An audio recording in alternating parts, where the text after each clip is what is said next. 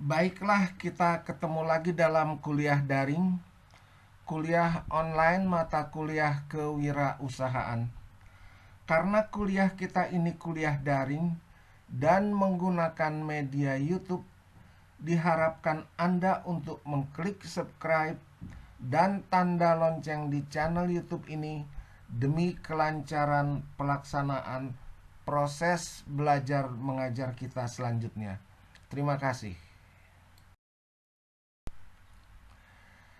Mata kuliah kewirausahaan, kuliah keempat, transformasi kewirausahaan. Transformasi itu artinya berubah. Kalau mau menjadi wirausaha, mau menjadi entrepreneur, harus melakukan perubahan, mengubah pola pikir, mengubah sikap, mengubah kebiasaan. Untuk sukses dalam memulai usaha, jangan dahulu melihat modal, tetapi belajarlah berpikir kreatif untuk menemukan inspirasi dan ide brilian. Jadi, lakukan perubahan pola pikir Anda terlebih dahulu. Itulah namanya transformasi pemikiran. Mengenal transformasi kewirausahaan. Untuk menjadi seorang entrepreneur yang sukses, diperlukan beberapa langkah transformasi pola pikir dan paradigma agar bisa menjalankan bisnis dan tahapan dari proses entrepreneurship. 1. Transformasi pola pikir, mindset, dan paradigma, yaitu sebuah transformasi pemikiran, sikap, motif, semangat, dan karakter. Kedua, transformasi cara berpikir yang lama untuk berubah dari kebiasaan yang selalu menggunakan logika ke pola pikir kreatif dalam menemukan inspirasi, ide, dan peluang bisnis. Ketiga, transformasi entrepreneurial dari bersikap entrepreneur atau owner menjadi manajer pengelola bisnis, intrapreneur atau entrepreneurial organization. Keempat, transformasi entrepreneurial dari pola pikir owner ke pola pikir investor. Faktor yang seseorang menjadi wirausahawan. Ada beberapa faktor yang mempengaruhi keinginan seseorang untuk memilih jalur entrepreneurship sebagai jalan hidupnya. Faktor-faktor itu adalah: 1. Faktor individual atau personal, yaitu pengaruh pengalaman hidup dari kecil hingga dewasa, baik oleh lingkungan ataupun keluarga. Kedua, suasana kerja. Lingkungan pekerjaan yang nyaman tidak akan menstimulus orang atau pikirannya untuk berkeinginan menjadi pengusaha. Ketiga, tingkat pendidikan. Rata-rata mereka yang tingkat pendidikan yang tidak terlalu tinggi, yang mempunyai hasrat yang kuat untuk memilih karir menjadi seorang pengusaha. Keempat, personality atau kepribadian. Kelima, prestasi pendidikan. Keenam, dorongan keluarga. Ketujuh, lingkungan dan pergaulan. Kedelapan, ingin lebih dihargai atau self-esteem. 8, keterpaksaan dalam keadaan. Beberapa alasan orang tidak mau jadi wirausahawan. Alasan yang dipikirkan orang sehingga ia sulit untuk mulai memutuskan menjadi entrepreneur. 1. Tidak mempunyai pengalaman. 2, tidak mempunyai modal. 3, tidak mempunyai keberanian untuk memutuskan. 4, tidak ada orang yang menuntun. Kelima, takut keluar dari zona nyaman.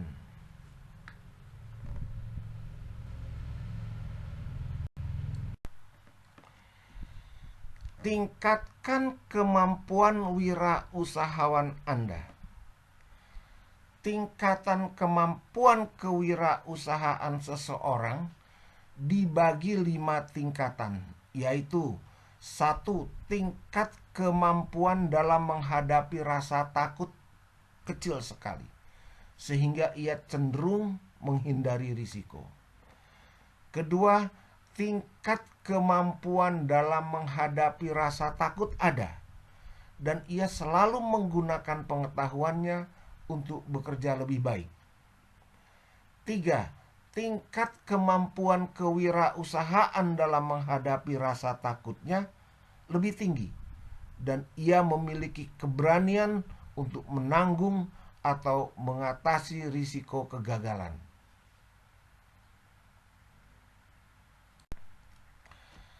Keempat, tingkat kemampuan kewirausahaan dalam menghadapi rasa takut lebih kompleks, khususnya dalam hal memperhitungkan, mengendalikan, mengatasi, dan menanggung risiko kegagalan usahanya dibanding dengan ketiga tahapan di atas. Kelima, tingkat kemampuan kewirausahaan dalam menghadapi rasa takut sangat tinggi. Artinya, hal mengatasi rasa takut akan kegagalan yang cukup besar. Ia cenderung mengambil keputusan menggunakan intuisinya yang kuat, bahkan bisa cenderung sedikit mengadu keberuntungan.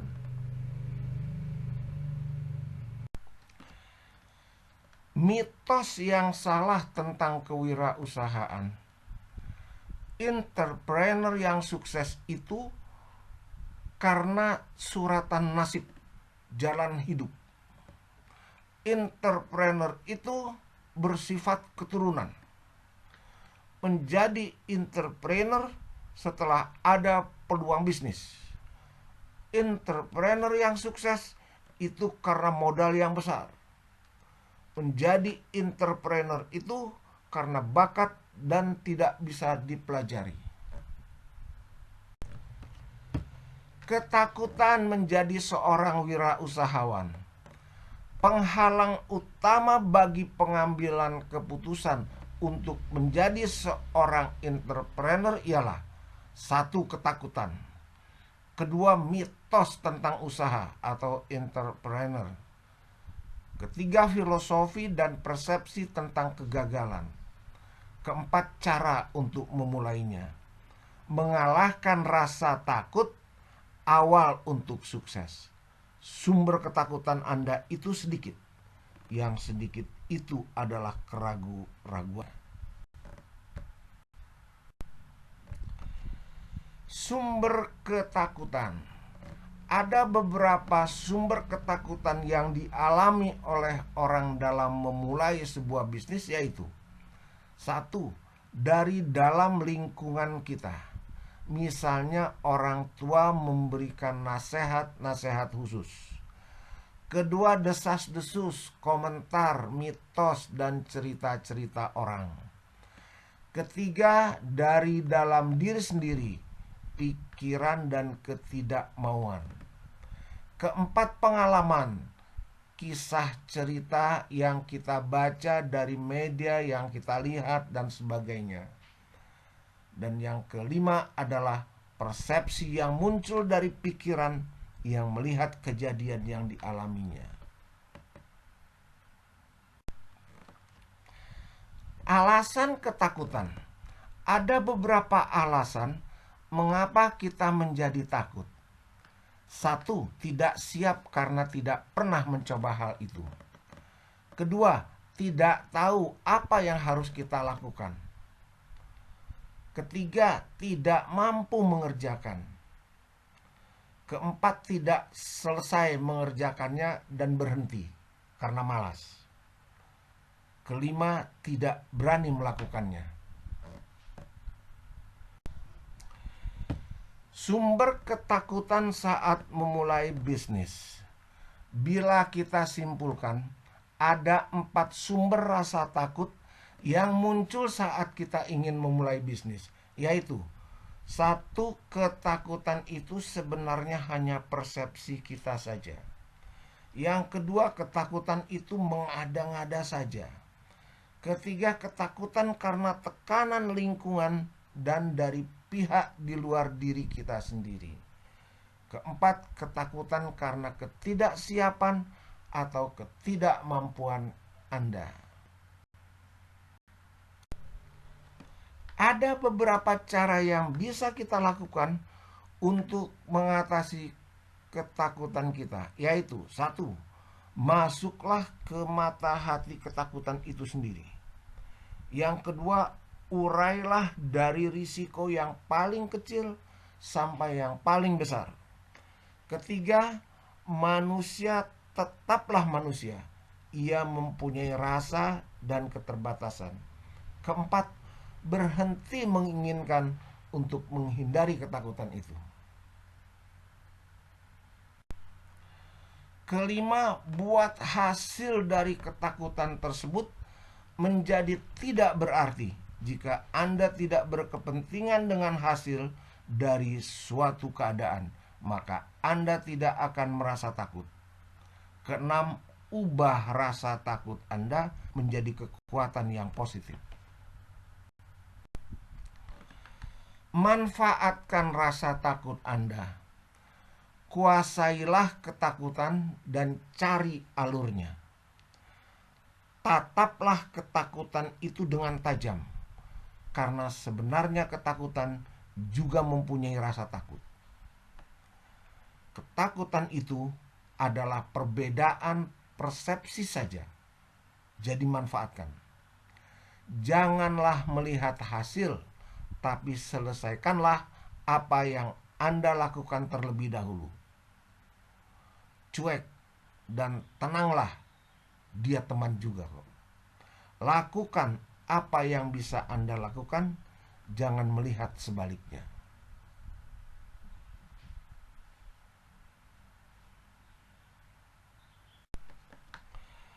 Modal. Apa saja yang dapat menjadi modal usaha? 1. Pengalaman Anda. Bila tidak punya, Anda tidak pernah keluar rumah. 2. Knowledge, pengetahuan Anda. Bila tidak ada, berarti Anda tidak lulus kuliah. Ketiga, skill, keahlian Anda adalah kebiasaan ditambah pengalaman. Keempat, keberanian, kemampuan Anda untuk mengatasi rasa takut. Kelima, konsep bisnis Anda. Bila tidak ada, coba pelajari lebih dahulu.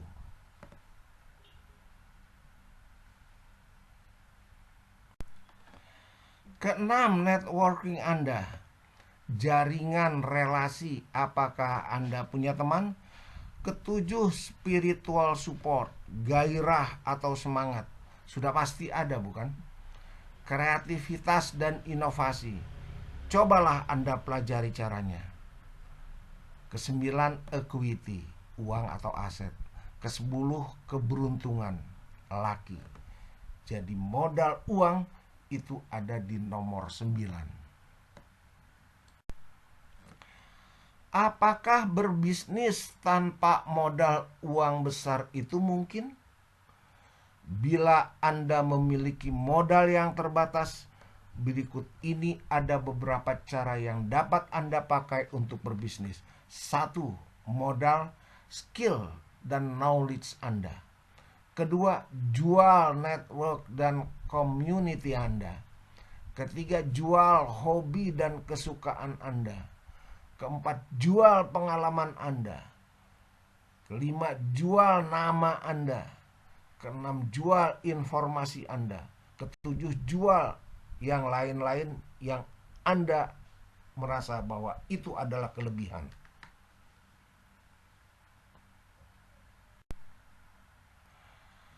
Be a smart and good entrepreneur. Seorang smart entrepreneur memiliki arti sebagai berikut. Smart, S-M-A-R-T. S, strategic thinker and strong emotional attachment. M, motivator yang handal bagi diri sendiri atau tim dan self-leader. A, ambisius karena high achiever, tidak mengenal kata biasa saja dan puas begitu saja. R, risk manager, not just a risk taker. T, totalitas dalam bekerja dan target oriented yang penuh komitmen dan konsisten. 80% orang hidup ada di pekerjaan. Jadi cintailah pekerjaan atau bis Anda agar tidak stres dan frustrasi.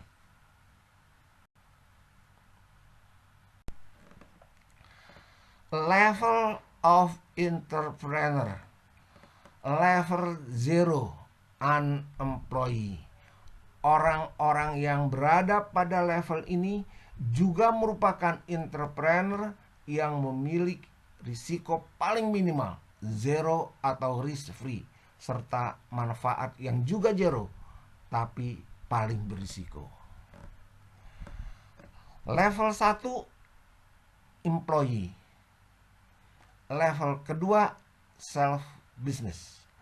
Pada level ini, ciri-ciri entrepreneur sejati sudah mulai muncul, yaitu mempunyai visi yang tidak ingin diatur, tidak mudah puas diri, dan seorang high achiever. Level ketiga, businessman atau business owner. Pada level ini, businessman sedikit mempunyai jiwa challenging yang kuat, sehingga dia ingin benar-benar menjadi bos dari sebuah tim atau sistem.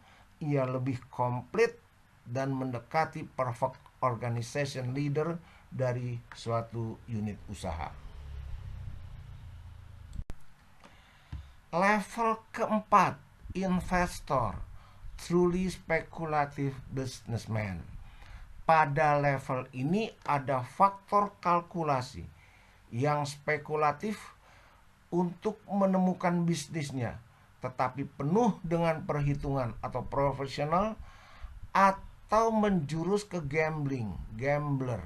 Namun tidak ada organisasi yang dipertahankan atau dikelolanya secara langsung dalam waktu lama.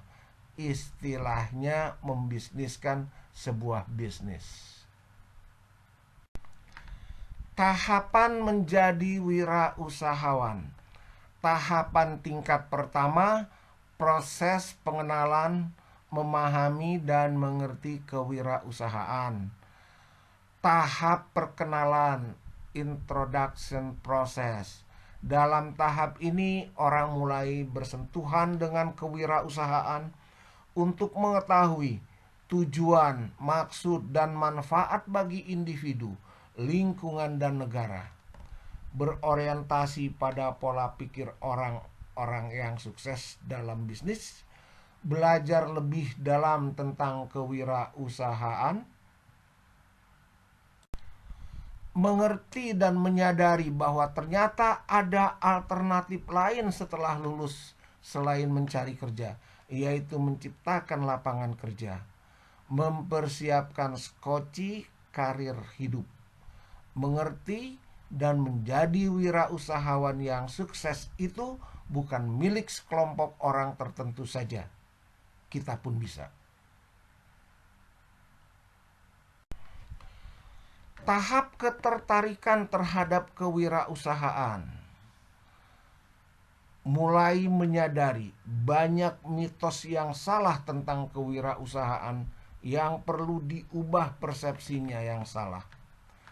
Pentingnya ilmu kewirausahaan untuk dipelajari dalam mewujudkan cita-cita dan tujuan hidup seseorang.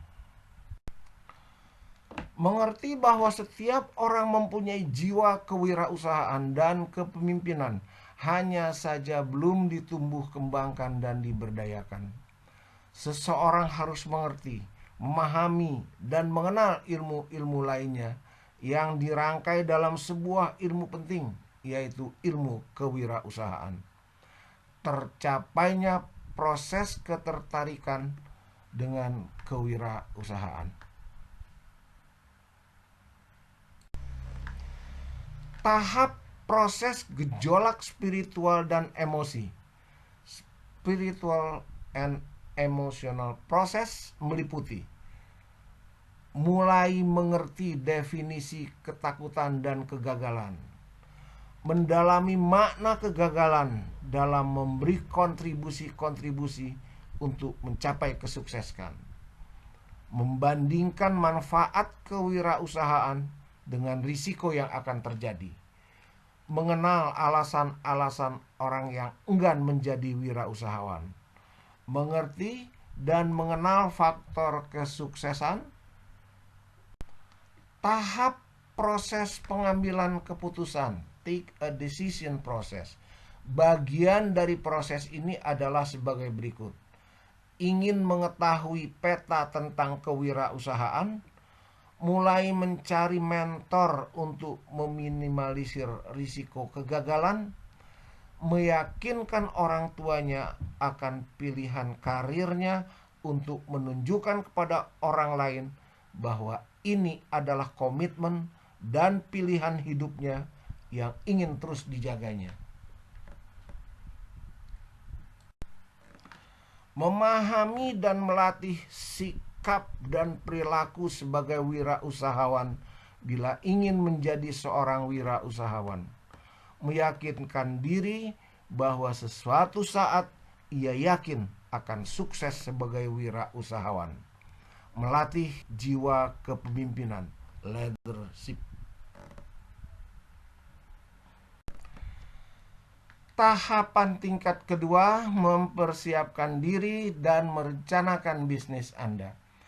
Adapun tahap ini meliputi tahap mempersiapkan diri menjadi seseorang wirausahawan, tahap mengenal diri Anda untuk menemukan asal peluang bisnis Anda, mempelajari teori peluang dan cara berpikir kreatif untuk menemukan inspirasi bisnis,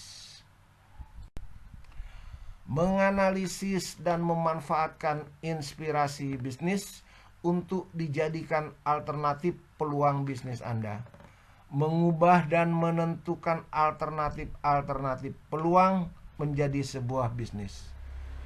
Tahap merencanakan kerangka bisnis Anda atau bisnis software.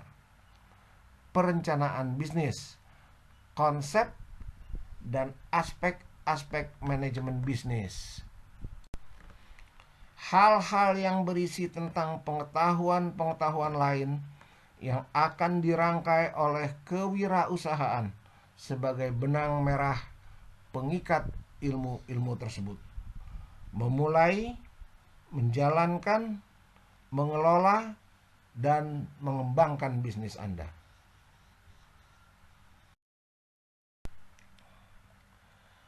Demikianlah kuliah keempat kita pada hari ini. Untuk mata kuliah kewirausahaan akan kita lanjutkan nanti pada kuliah-kuliah kita berikutnya. Semoga bermanfaat untuk kita semua. Sekian dan terima kasih. Kalau Anda suka, Anda senang, jangan lupa klik subscribe, klik tanda lonceng, dan share. Sekali lagi terima kasih. Wallahu muwaffiq ila aqwamit thoriq. Wassalamualaikum warahmatullahi wabarakatuh.